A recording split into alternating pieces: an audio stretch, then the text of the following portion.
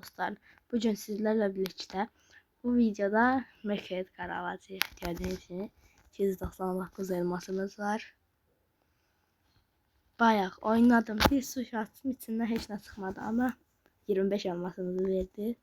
Ona göre bende de ki 274 elmas vardı. Çoktan yığıram. Hazırsınızsa dostlar, alırım. 3 2 1 aldım dostlar. Ve efsanevi paltarımız hayırlı uğurlu olsun. Ahırcı. Bir efsanevi paltar. Hesabda şimdi 2 tane efsanevi paltar var. Biri Mecha Edgar. Biri de Cesur şekilli. Koy. Düzenleyeyim. Spreylerden direkt ona koyak. Rozetlerden hansını koysak daha yaxşı olur. Baxaq.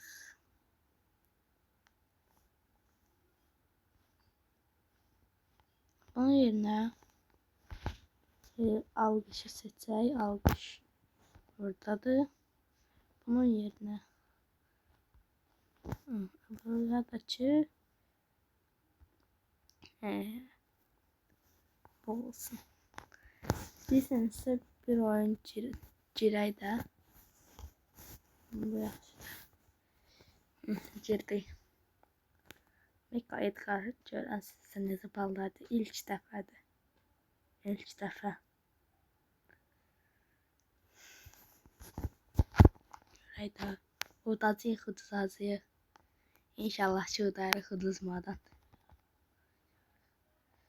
Cicili bici. Neyse.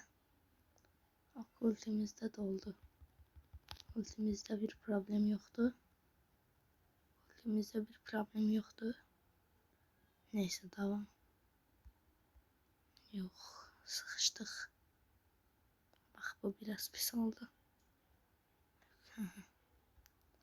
Yaxşı yaxşı.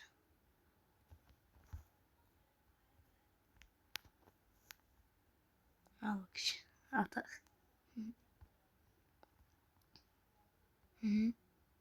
Cordelius silikon öldürdü.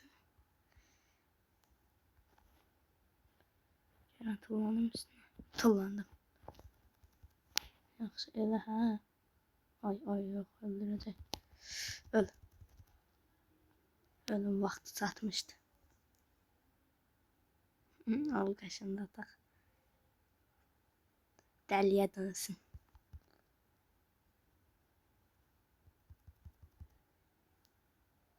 Sen bir öldü. Okey. Yok Rico'dan biraz uzak. Neyse biraz problem karakter akışı. Yok da yetişim yok. Neyse. Şimdi taktikaya bakın dostlar. Birinci aksesuarımızı basırıq. Sonra tullanırıq üstüne. Bu ay yok. Yok öldü. Hiç ne olmaz. Beləymiş. Ulduzun animasyonunu da gördük. Ama bence qəşəng paltardır. Yaxşı dostlar. Bu videomuz bu qədər idi. Gələn videoda görüşənədək.